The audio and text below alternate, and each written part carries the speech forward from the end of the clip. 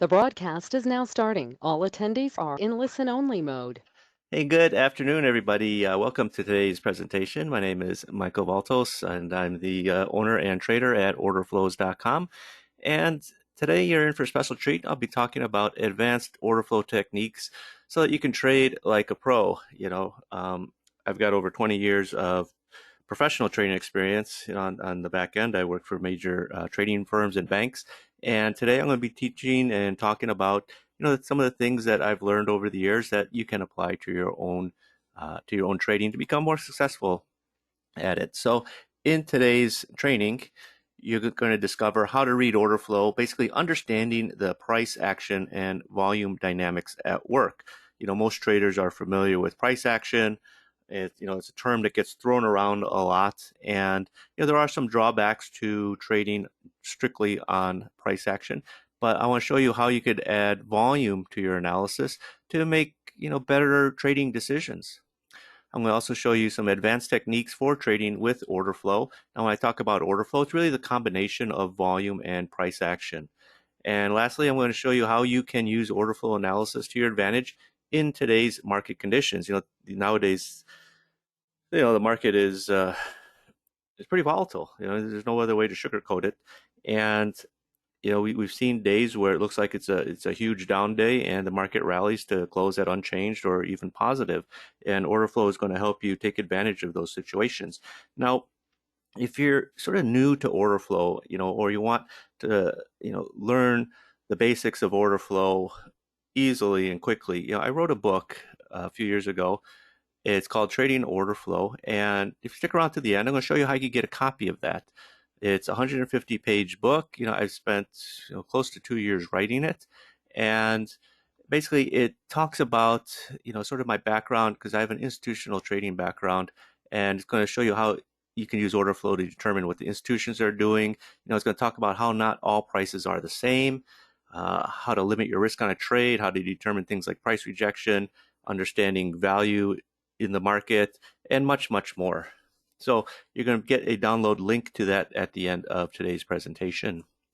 So, just briefly on who I am, because, sometimes, people come to one of my presentations, they're not familiar with who I am and, my background. And I hate to say why you should listen to me, but, people, there's a lot of people out there online that put themselves out as trading gurus, so to speak. Now, I'm not saying I'm a guru or anything, but I just want you to know my background so that you can understand that what I'm teaching is things that I've learned on a professional level, trading at major firms. I started on the CME floor as a runner with Dean Witter, and I worked my way up through the hierarchy, so you will.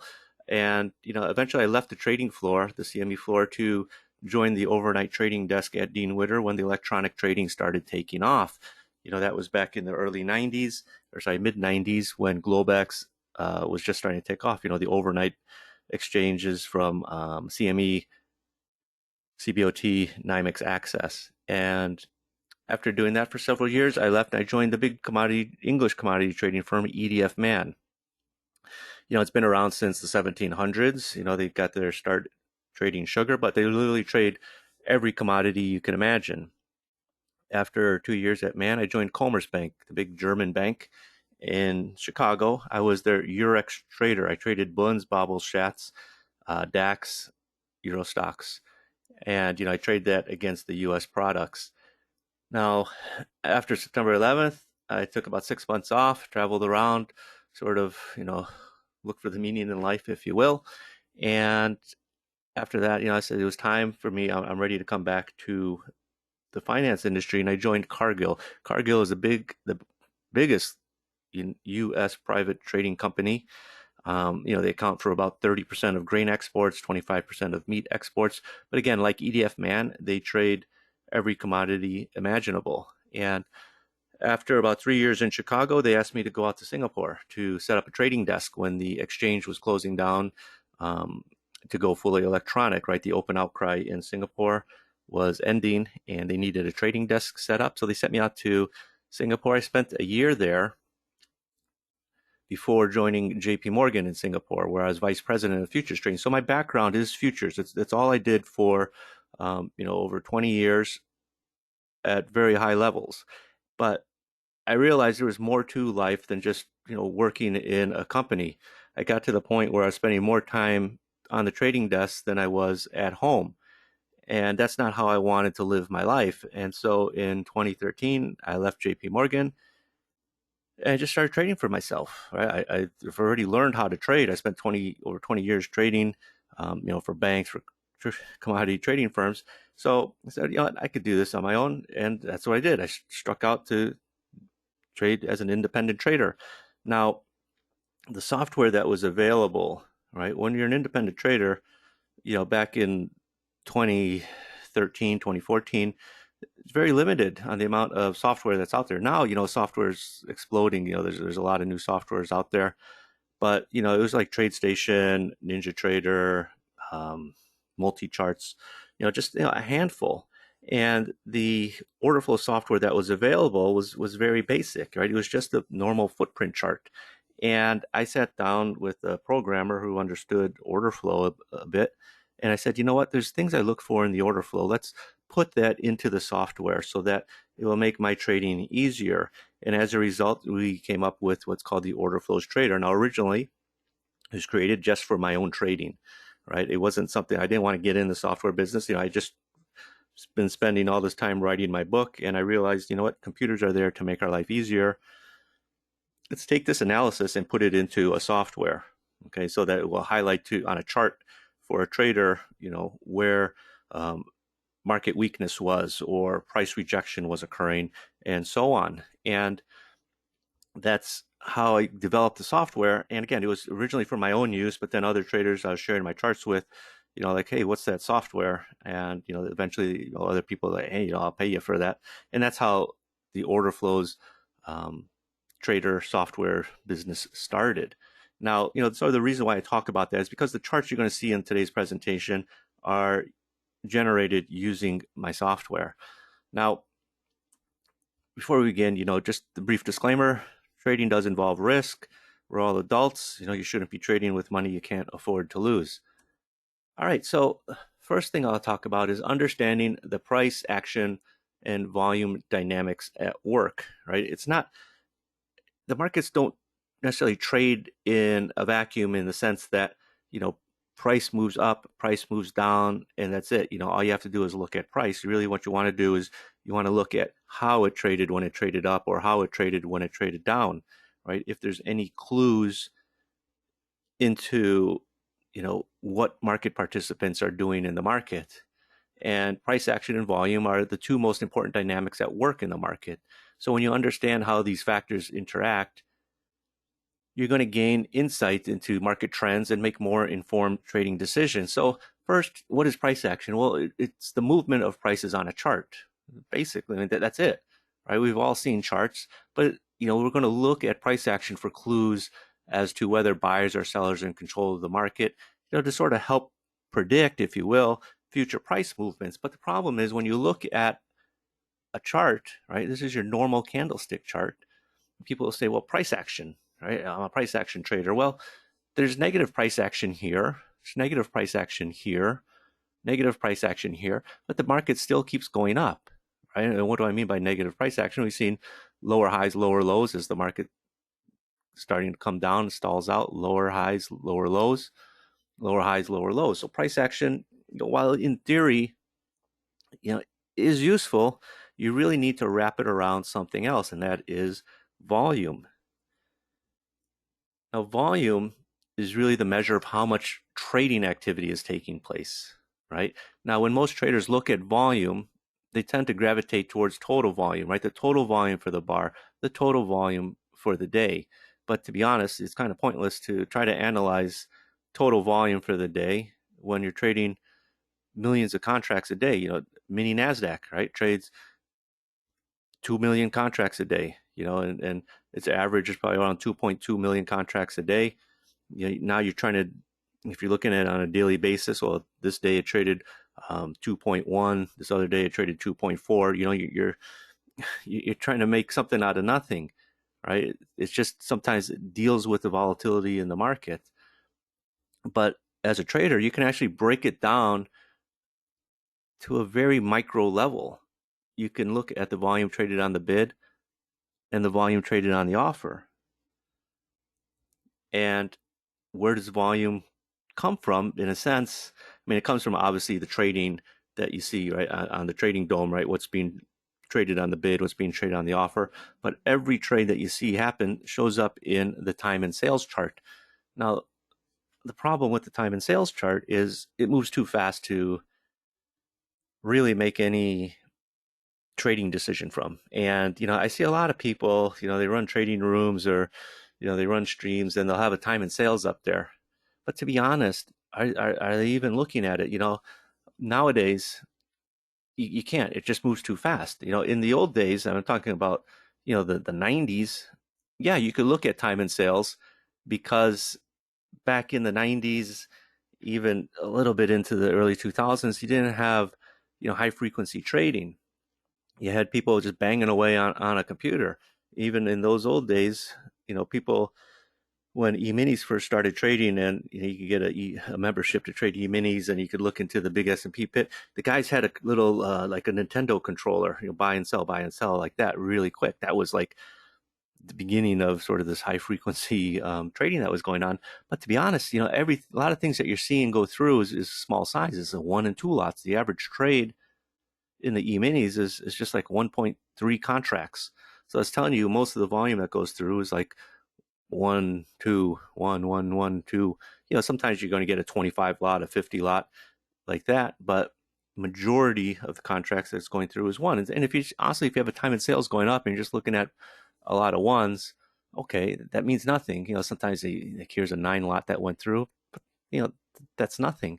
But when you're looking at the time in sales, right, you could see, people probably don't ever realize, why it's green and why it's, this reddish colors when there's a certain activity trading. If someone lifts the bid, buys the offer, right, that's the aggressive buying. If someone sells into the bid, that's aggressive selling, right? And it's going to show up in different colors. So, like, I believe the aggressive selling is going to be this orange. The aggressive buying is going to be the green, right? So you want to know that. Then you can start seeing, well, because we know there's always two-sided trades, right? There's always a bid and offer. It's trading on the bid and the offer. But you can start to see when there's more aggressive buying or aggressive selling in a direction. And all this information that you see move so fast on a time and sales, you can actually put it into a chart, into a footprint chart. Then you can see price action and volume together, and you can get a better sense of what's happening in the market. Right now, I know that, at the high of the day up here, I know that 71 contracts traded at this high price, 41.26, but I know that all the volume traded on the offer, 71 contracts. I know that when it was one tick below the high, it was 117 traded on the bid, 132 on the offer. Now, most of the volume that you see go through isn't important for your analysis. Okay. And, the thing with looking at order flow is a lot of times traders get scared of, they see numbers and they immediately get scared thinking, oh my gosh, I got to interpret all this stuff. No, you don't. What you're looking for are the little nuances in the market, right? Where aggressive buying is happening. You know, it's not just one thing to see that there was aggressive selling in a bar or aggressive buying, but you want to know where it's happening in relation to, say the previous bar or the previous swing high, etc. As opposed to just saying, oh, there's a buying imbalance, I should buy. So when you start putting volume and price action together, then you start to find out more about the market, such as where is value forming, right? And value is a concept I'm going to talk about in depth a little bit further in today's training. But there are ways to highlight the volume, or sorry, the value on the footprint chart, so you can see areas where value is moving higher here and value is overlapping, right? Areas where value is overlapping is generally going to be your sideways activity in the market, as you can see here, right? I'm able to draw out the value area for a bar, right? Now, most people are familiar with value areas, right? If you're familiar with volume profile or market profile, you understand what the value area is. And, traders of volume profile, market profile, will look at daily profiles and look for areas of value developing, over time, right? Value develops over time, whereas price trades at a particular point in time. And when you start to see value overlapping, whether it's on a bar by, on a minute by minute basis, this is actually a 30-second chart, or a 15-minute chart, or a daily chart, right? If this was one day and I didn't see the values here, the next day it came in, values overlapping, next day it's overlapping, I know that we're going to be range trading. We're going to be trading sideways. It's when value starts to move higher or lower, as you see down here, that trends start to happen.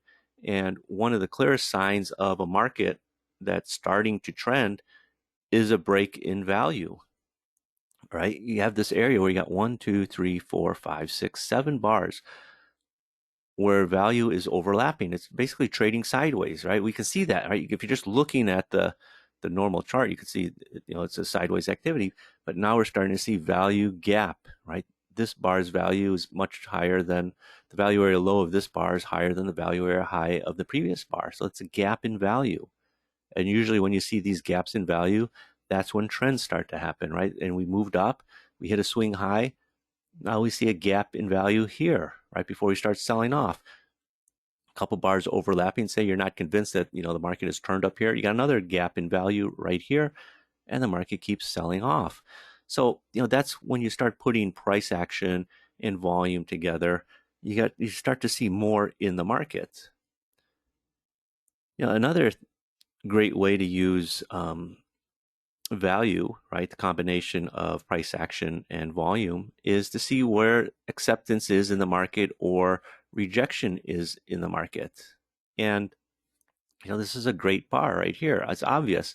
I know candlestick people will say, well, that's a bullish candle, a bearish candle. But what you have here, right, the bar opened on its low, traded all the way up. You put in this big, massive value area up in here. You traded a lot of volume up here, but we closed below that. What do you think the market is telling you? When there's a lot of volume transacting, at a price or several price levels, traders have sort of found that sweet spot where buyers and sellers are, more or less evenly mixed. But now you got a lot of volume, so they found a fair price that everyone wants to transact, and they're transacting up here. Okay, buyers and sellers, they traded 3,000 contracts in this one bar, whereas the previous bars, it's like 700, 900, 800, 700. But it got to this level where both buyers and sellers were both attracted to this market. Sellers are attracted to this high level because they want to sell at these nice high prices. Buyers are thinking this market's going higher. Eventually, one side won, the other lost.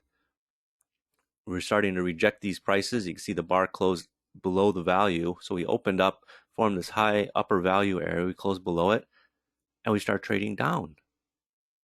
Right? So there's no acceptance up here. There was acceptance early as this bar was forming, but traders quickly rejected these higher prices. The buyers rejected these higher prices, realized they're not going to be able to take this market higher because there was sellers up in here, passive sellers, people that had supply to sell. So they rejected these higher prices, and the market came right back down. Right, came right back down to where it was just before it moved up to those prices, and then we more or less trade sideways, on the rest of that chart. Now, again, just as I was just talking about a little bit earlier, when you know where value is, you can see when the market is moving out of balance and imbalance is forming. Okay, so here, right, you've got sort of these, 1, 2, 3 bars with value areas overlapped, right? Point of control is the same level. Then it gaps, right? The value gaps, right? The value area low of this bar is much higher than the value area high of these previous bars. Obviously, we're closing up, but now you're starting to see things like buying imbalances in the bar. That's the blue numbers in the bar. 1, 2, you got like 8 in here. Okay, so you have value is gapping higher. We're staying more or less, right at the value area. Now we did close outside of the value area by 1 tick. Okay, but we're still sort of in the midpoint of the bar. Then you wait for the next bar. Wait to see what's going to happen. Is this market just going to sell off and keep selling off, come back down? No, it's holding. Value area is overlapping. Okay. But again, it's an inside bar, so it's not really doing much of anything. You wait for the next bar, right? You still got to read the order flow, what's happening. You put it in context with what just happened. Previous bar. So this third bar opens up. You got several buying imbalances. You got 3 buying imbalances in there. We close above the value area high of the previous bar. Okay. Value is obviously not migrating lower because the value area low is still equal to the previous bar's value area low, but we're closing obviously higher than the previous bar's value area. Now's the point. Now as a trader, you got to make a decision. Is this market going higher or is this market going lower? Well, if you're looking at what value is doing, yeah, it looks like the market is picking up steam, right? Value is starting to go higher because value area highs are going higher. Obviously, you got buying imbalances. There's absolutely no reason to be looking to get short. The only trade is to the upside. Then you sort of get up here and you sort of go sideways, right? It looks like it's going to reverse here. You got a little gap down in value, but then value starts migrating higher. Then boom, another gap in here. So you start to think it's your view now is bearish. And what happens? It doesn't really go anywhere. It just goes sideways, goes inside bar, 3 bar, value is starting to overlap. When you start to see value overlap, what you're going to be looking for then is the break in value.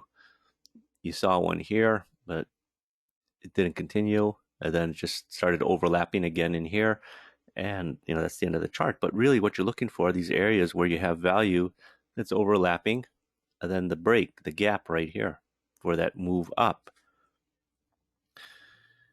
Now, Orderflow provides a trader with very robust information. You just have to know how to use it, right? The information is there. It's available on the time and sales, but not everybody has a way of formatting it. A lot of people, they don't use a footprint chart, right? Everyone always talks about you have to have an edge in trading, and using all this information that's out there and putting it into a format that's easy to read, a footprint chart, is going to give many traders that edge that they're looking for. So the beauty of order flow analysis with a footprint chart is not having to analyze each tick the way you would with, say, a DOM or trying to look at time and sales. Right? If you're looking at the DOM, right, you see where the bids and offers are going in and getting pulled, but DOM doesn't necessarily show you what's trading, right? You have to look at the time and sales to see what's trading. Now, another way that traders like to look at the market nowadays is by using a heat map, right? They're looking for areas of resting liquidity. But the problem with resting liquidity is people sort of fall into this false sense of security thinking that, oh, you know what, I've got resting liquidity here. I've got a big buyer here, so I got to buy right in front of it, or I got to sell right in front of the big seller. Sometimes that works, sometimes it doesn't. Okay, because orders are constantly getting pulled. Bids and offers are going in, they're coming out. Now, you look at a book map or a heat map, and you see big orders arresting liquidity. Well, and you're seeing at these other levels like 50 contracts, 50, 50, 50, right? If you look at the dome, right, you're seeing 26, 14, 13, and then, sometimes you see 180, right? That would be your big level in the resting liquidity. But just because it's 14, 13, 17 doesn't mean there's not orders iceberg. Most orders that are above 10 contracts nowadays are iceberged in the market. That's why when you look at a footprint chart, right, you're seeing the volumes of 100, 100, 100, at each price level, right? Even though if you look at the dome, currently you don't really see much in there, but people, algos are working, those execution algos as well, where people are hiding their size. They're all there to hide the size from other traders. People don't, if you're a big trader and you got 500 S&Ps to buy, you don't plop in 500 lots right here, because you know that if you do, this is what's going to happen in the market, right? Market's just going to run on you. So you got to hide your size. If you're really interested in getting into this trade, you need to hide your size. You're going to iceberg the order and hope that it comes down and fills you. Now, sort of what I want to talk about is order flow, what we call sequencing. Okay, because if you're looking at the order book, right, you see in here, right, you see size, right, but size constantly gets entered and pulled, it gets adjusted, it gets modified up, modified down, it trades through.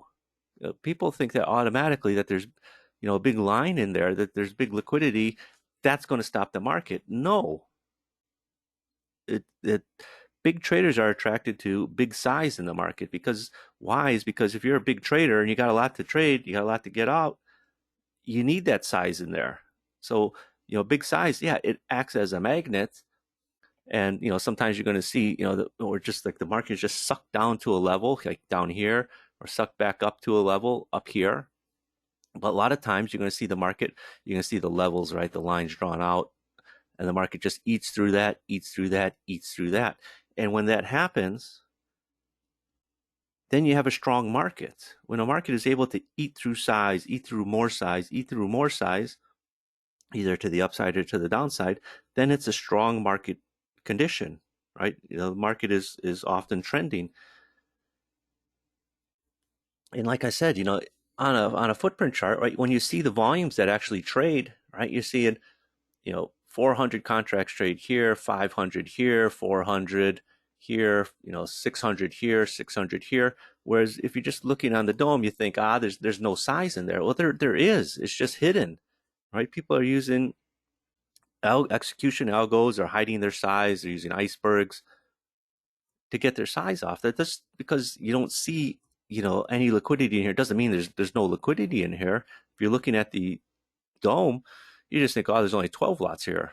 Well, yeah, someone buys the 12, it loads up another 12, right? Or loads up another 10, another 10, another 10, right? So even though you see it's just like 14 here or 12 here, could actually be 150 contracts here at 76, 130 here at 76 and a quarter, 200 at 76 and a half. But only thing that's showing is just 17, 12, and 14. Now, sequencing, okay, is again, it's when the market has to eat through more size. And if you're looking on a footprint chart, this is where you got to look at the numbers, and it's hard to see. Okay, that's why when I talk about my software earlier, this is something that I'll look for in the market is what we call sequencing, where the market has to eat through subsequent higher bids on the way down or subsequent higher volumes. When I say higher, I mean more at each level on the way up or more at each level on the way down. And having software that highlights that to you, just so you can see it at a glance, is going to give you an insight into the market that traders that are just looking at a bar chart aren't going to see. People that are looking at a normal footprint chart probably aren't going to see. You can see it right here. This is bearish sequencing. Here, this is bearish sequencing. If you know what to look for, you can spot it, right? But it's hard sometimes, right? Because you got to be on your game. And if you're looking at more than one chart, it's something you might miss. That's why, having software that highlights these little nuances in the order flow to you is going to give you an edge. Here's some nice bullish sequencing here, here, here, here, on the way up, even here, right? So you're going to see bullish sequencing on the way up or bearish sequencing on the way down. And, just sort of to get back to it's not your footprint chart, your depth of market chart. One of the ways traders use a book map or a heat map is knowing where these levels are, right? Okay, well, so, yeah, I got resistance up here, I got resistance here, I got resistance here. Okay, that's fine. It's very visual. Like I said, a lot of traders hide their size.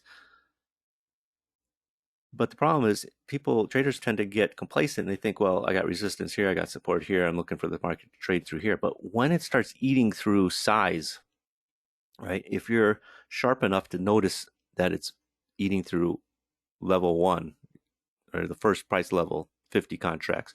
The next contracts, there's 100. Next contract, next level, 150. Next level, 250. Next level, 350.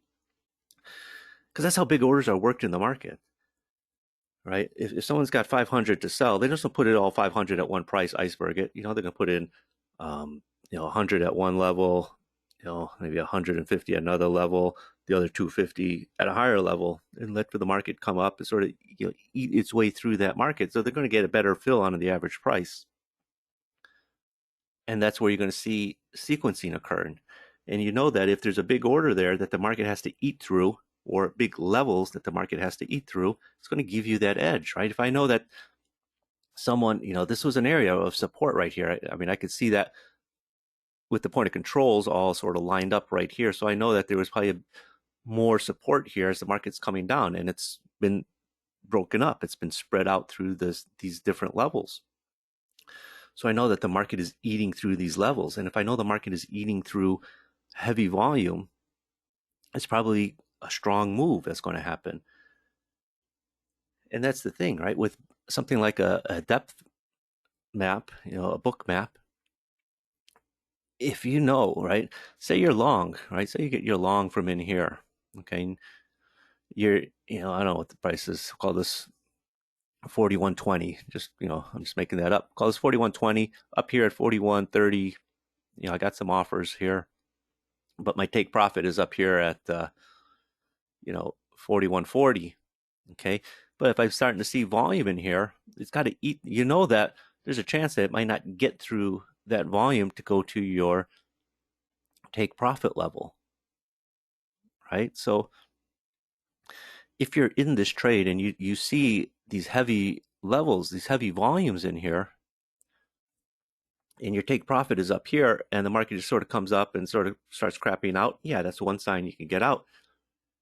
But if you know your take profit is up here at 41.40, but at 41.30, you got some heavy volume to eat through, and it eats through that, this market is strong.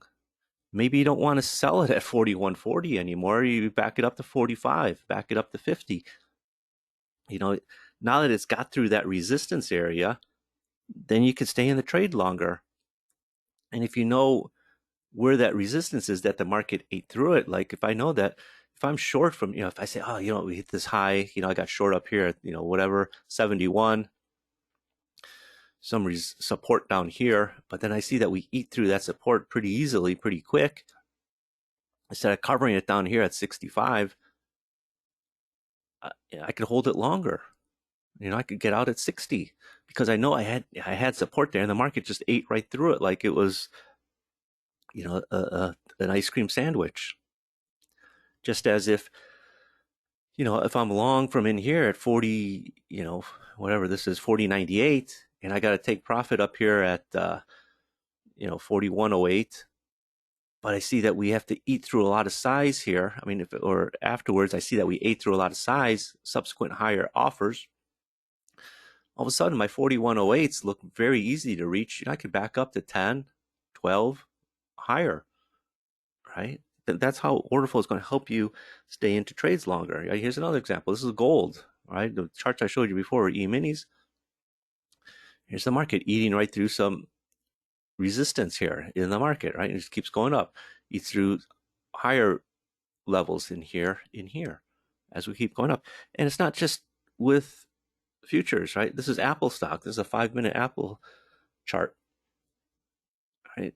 Market went up, came off. Then people, every time a market sort of shoots up, we always, come off a little bit. You want to see if people are going to start working offers. People thinking that, we hit a high. Now we're going to start selling, right? So they're going to start working in offers in here to sort of, get rid of their supply and sort of put a cap on the market. But if the market starts eating again right through that size, you want to, pay attention to that, because now I got supply coming into the market, but people are, traders are happy to buy it because they're thinking this market's going higher, and you see it just keeps going up, up, up, up.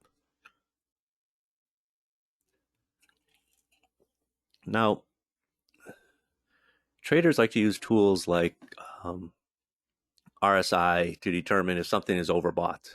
Okay, and this is a trap that a lot of traders fall into. They think that overbought means expensive, or oversold means something's cheap. All it means is when the market is overbought, just means the price has gone up a lot.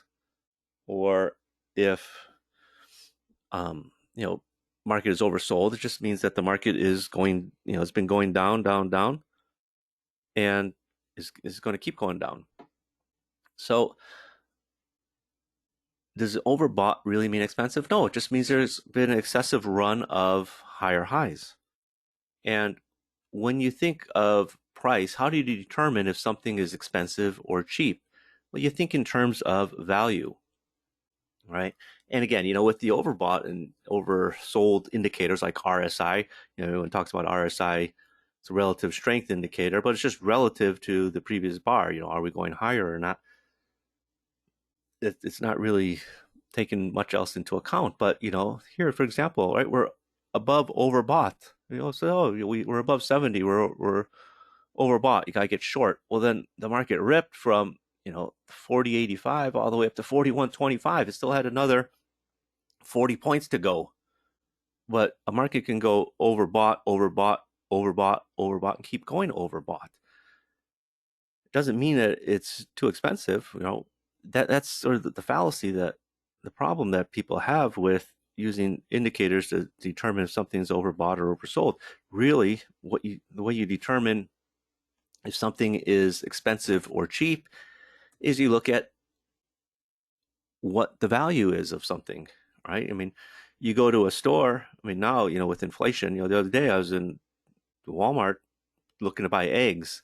Right, I used to be able to buy eggs there, get a box of 60 eggs. I used to pay like under $5. It was like $4.84 for 60 eggs. Now I went there the other day. It's like, I look at the price for the same box that I used to buy, and I'm not saying this was like last week. I used to buy this. I used to buy those eggs there at before COVID, and even during COVID, up until about a year ago. I mean, it did go up to about $6 last year. Now it's $12. Does that mean it's overbought? No, it's just it's expensive. Okay, the value of it is going up. Now, most traders, right? They look at a footprint chart like this, and the way they like to measure value is sort of by looking at the point of control, right? The price level in the bars with the highest price level, with the highest volume, and that's one way. Okay, but there's other ways just to see it, right? I talked about looking at the value areas, right? You could put the value area on your chart, and when you do that, so you can start to see where there's shifts. So, imagine, just looking at your plain footprint chart like this, right? People, you just came up here, made a new high by a tick, immediately came off. Okay, fine. But when you start adding the value areas onto your chart, right now it becomes a lot clearer, because I'm going to get into this in a few minutes. With value areas, there's bullish value areas and there's bearish value areas, right? It's not just finding areas where value is overlapping. There's times where value areas are bullish on itself and bearish on itself, right? And you imagine you come up here to this high, you see a bearish value area. The market is telling you in this bar, the value area went from a bullish reading to a bearish reading at the high of the day. And then you can see the value area gapped down here, and we dropped quite nicely. Here's an example. This is just last night, right? Last night in the E-minis. You can see the value areas overlapping 1, 2, 3, 4, 5, 6, 7, 8, 9, 10, 11, 12 bars. It's overlapped. Then it gaps up here. So, you're sort of looking for this market to start trading higher. But what happens again? It starts overlapping. As soon as you see value areas start overlapping, the market has a chance of just going sideways, right? And that's what you're seeing here. Now that you're starting to see the value areas overlapping, this market has a chance of going sideways. Again, this is last night. This is that second part right here. It's coming in right here. Now you're starting to see, it gapped down, but then it overlapped, gapped up. Now this is not a gap, but it's one of those what we call like the kiss. Value area low equals value area high. Gaps down here. Okay, it's starting to gap down. You got the kiss, you got your value area high and value area low. Value area high of this bar equaling the value area low of this bar. It's almost a gap. Then you do have a clear gap here. So now it's starting to move down. Okay, it moves down. Value area hits, value area hits the low here. Then it gaps up. So you got one gap, two gaps. Now you know this is gapping back up, right? Market is starting to move higher. There's no overlap in the value areas. You got one here, but it gaps again here. So now you know the trend is back up again. That's just something that's going to give you some insight into the market as to the direction of it going. Here's another chart, right? These markets look the same, right? These charts look the same, but actually they're different. But you're seeing the activity the same. Gap in value area, gap in value area. What do you think? You got two gaps in a row. Well, it's probably going to keep continuing, and it keeps continuing going up, right? So that's how you can use value area to make decisions on trends that are starting, that the market could be happening. So it's going to give you ways to look at the market on how to trade it. So the next thing I'll talk about is how you can use order flow analysis to your advantage in today's market conditions. Now the VIX, right? I honestly, I took this last night, this reading, and it was at 26.5. I don't know what it is today. I haven't updated this, but honestly, 26. We're sort of coming into this era, this era where 26, VIX in the mid 20s is like normal, but it's not, right? Ideally, you want to be below 20. Okay. I mean, I don't think we've been below 20 at all this year, maybe once or something, but volatility is there. And you're going to see days like this. This was this was the 20th, right? You remember that big sell off that we had, and then it just boop, reversed, closed almost unchanged, right? Got back up. It was almost unchanged. And this is a rally from 38.10 back up to 3,900, a 90-point rally. But the majority of it happened, 80, 70 points happened in the last hour. And that's what happens when you have a volatile market. But when you watch value, where it's forming in relation to where the market is trading, it's going to give you some insights. Because within value analysis, like I said earlier, there's bearish value, there's bullish value. And if there's a way you could highlight that on your chart that's easy to see, then that's going to give you a big edge.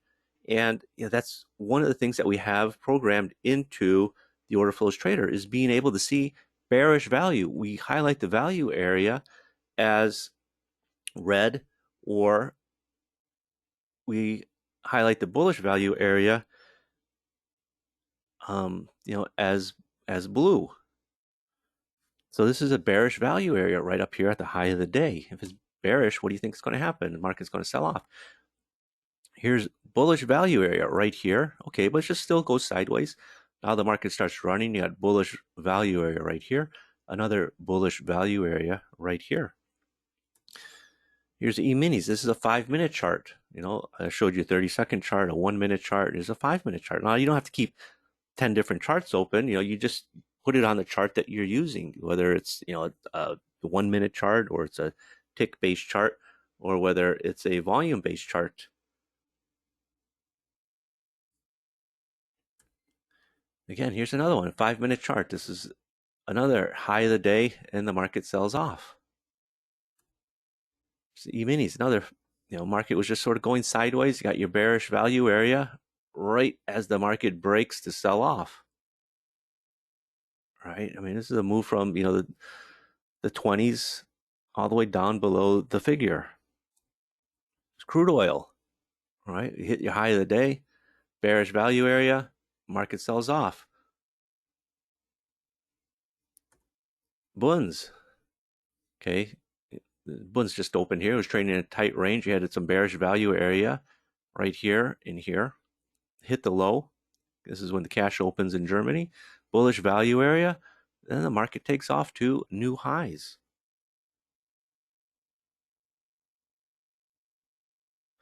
All right, so the thing to keep in mind with trading, right, as humans, we like to make things more complex, than they really need to be. We like to make things difficult. And in trading, sometimes, the more complex the trading methodology is, the more likely you're going to run into obstacles, either, mental or in actual market conditions. And it's going to hinder your trading, because you're going to be confused on whether you should take a trade, or not. And oftentimes you're just going to pass on the trade. And sure enough, that was the trade you should have taken. And it was would have been a big winner. So trading successfully requires taking calculated risks, making quick decisions, and simple and obvious is going to give you that advantage, but more so than complex and convoluted, because when it starts getting complex and convoluted, you start to lose sight of what you should be looking for in the market. Order flow, in my opinion, is the simple and obvious way, right? It's, you all hear the saying KISS, right? Keep it simple. And that's what order flow helps you to do.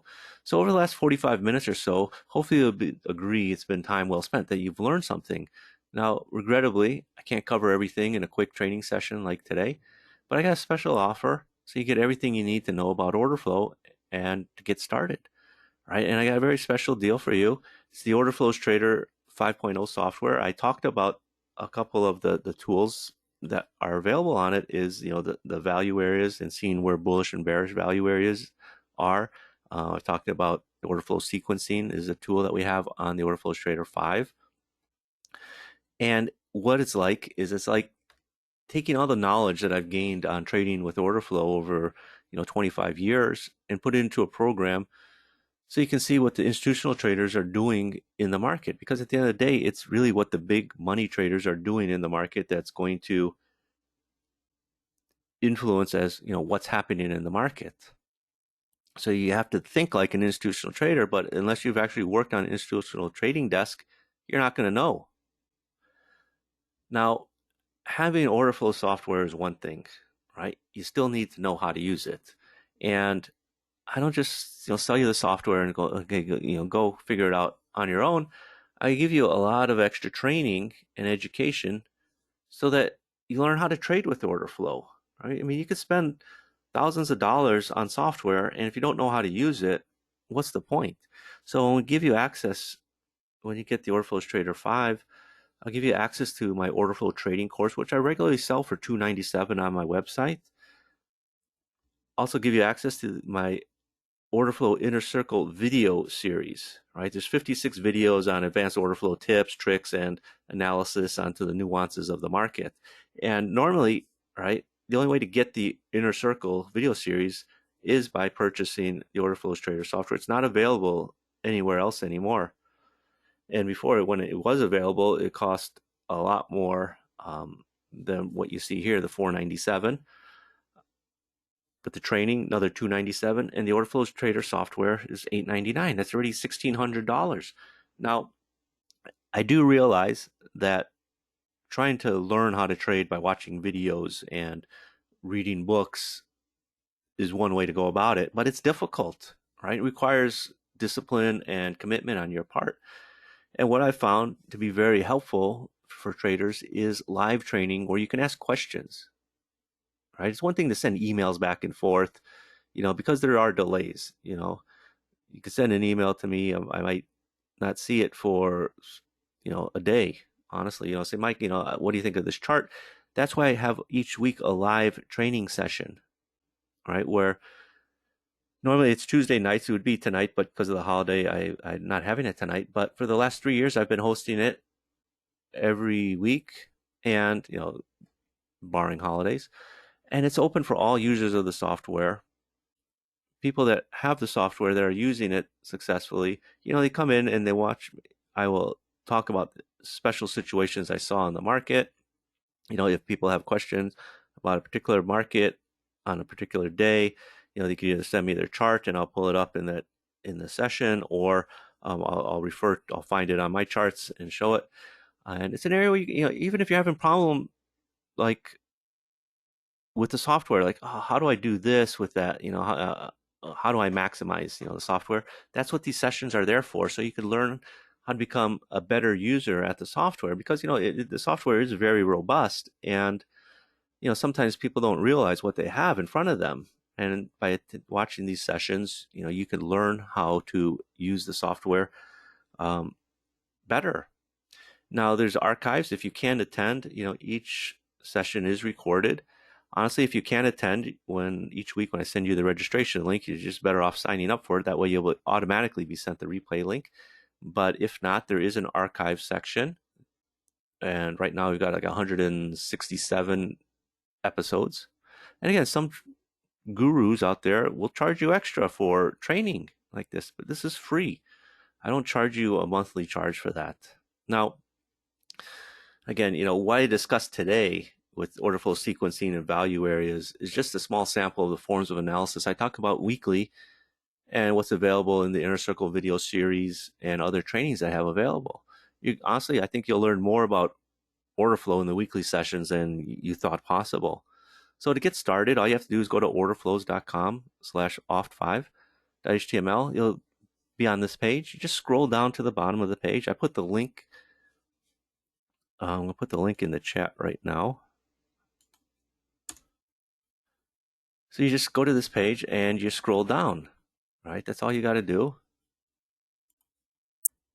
And when you scroll down, it's just going to take you, there's some videos that you can watch, but it's going to take you to this button down here to get started. You can see it's just a one-time payment of $7.49. You're going to get lifetime access to the Orderflows Trader, the access to the Orderflows Trading course, the Orderflows Inner Circle video series, weekly live group trainings, and a special bonus, which is my Orderflows Playbook Trading course. And again, it's just click that button. It's $7.49. Takes you to PayPal. PayPal processes your payment. I don't get your credit card. I don't want it. Right? It's all done through PayPal, and it's just a one-time payment of $7.49. So just go to orderflows.com/oft5.html. And again, for a special bonus for Investors Expos, I'm going to give you a copy of my Orderflows Playbook course. It's a nice course. There's about another 10 or 11 trading setups that you can learn in there as well. So again, to get started, go to orderflows.com/oft5.html, and you can see what you're going to get, right? Again, it's the Orderflows Trader 5.0, which is normally $8.99. So for $7.49, not only are you going to get the software for a lower price, but you're going to get all this extra stuff, right? You're going to get the Orderflow Trading course, the Inner Circle video series. You're going to be able to participate in our live weekly group trainings. You're also going to get access to the Orderflows playbook, just for $7.49. Now, if you stuck around and you want a copy of my book, how to get it is you go to orderflows.com/book.html, enter your name and email address, and click submit. Sometimes people will enter their name and email and not hit submit, but hit submit and you'll be taken to the page. I've checked this page. It does work, but it's not orderflows.com/book. It's orderflows.com/book.html. You got to enter the .html. So to get started, all you got to do is just go to orderflows.com/oft5 to get started. And that's all you really need to do. There's a couple questions in here. Yeah, trader. I'll get to these here. Someone says it's cheaper now to buy the chickens to lay the eggs, but a little messy if you live in a small apartment. Yeah, it's it's always cheaper to buy the eggs, the chicken. Does Orderflow tool Orderflow tool, if we use it with data feed, okay, a question I get is, do I need a special data feed? No, you just need your normal level 1 data feed. You do not need level 2 that you would need in depth of market, like the dome or something like a depth map or a heat map or a book map. What is the difference on this tool versus volume profile, which shows where volume is? Well, volume profile just shows you where price traded over the day. I mean, most people use a volume profile for the entire trading day, or maybe they might split it up over the cash session, and some people even split it up over 30-minute periods. Order flow, a footprint chart, will look at volume that's traded on the bid and offer, depending on your chart type. If you look at a 1-minute chart, it's going to show you where volume traded on the bid and the offer, what the quantities were over that 1-minute period. Right? If you use a 5-minute, same thing. If you use a tick-based chart, over the amount of ticks, or a volume-based chart, over the amount of volumes. So another question I get is, can I use it on Forex? Well, it's really best used on futures because it's a centralized, what do you want to call it? Centralized data, right? With Forex, you get a lot of different data feeds because many of the Forex brokers out there are basically white labels from banks. It could be from Barclays, JP Morgan had one, um, Goldman Sachs, all the different big banks. They white label their Forex front end to companies. So, it's not centralized. But if you're trading Forex, there are Forex futures, right? There's Euro currency, British pound, Jap yen, etc., that trade through the CME, which a lot of traders trade it. Does it work only with NinjaTrader? Yes, unfortunately. Um, there are versions of other footprints that work with Sierra charts and like Motive Wave, but not my order flow suite. Will this work with charts that are set with a black background? Yes, I personally, your chart background is a personal taste. I know NinjaTrader's default is black. I prefer white. It's just easier on my eyes. The setup that I have is for a white background, but all you have to do to change it to a black background is just change the font colors, because obviously I got a white chart with black numbers. All you'd have to do is just change the font for color from black to white. So yes, it can be. Well, all right, everybody. I've gone for about an hour. Thank you all for attending. Again, if you're interested in my book, if you haven't gotten it already, just go to orderflows.com/book.html. Download it. It's an interesting book. Hopefully you can find something useful that you can apply to your trading.